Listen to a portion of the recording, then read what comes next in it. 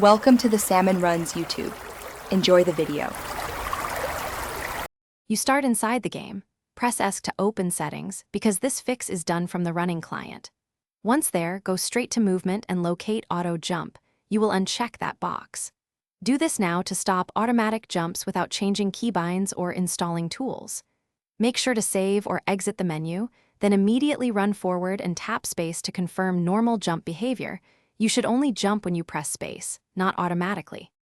Once auto jump is off, verify why it might persist.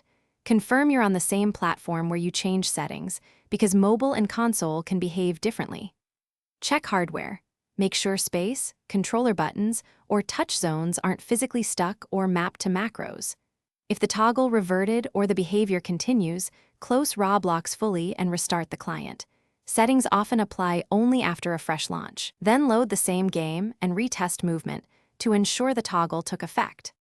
To finish, test if the issue is server-side. Join a different public server or a private VIP server to isolate the problem. Next, log out and log back into your Roblox account to force setting propagation across devices.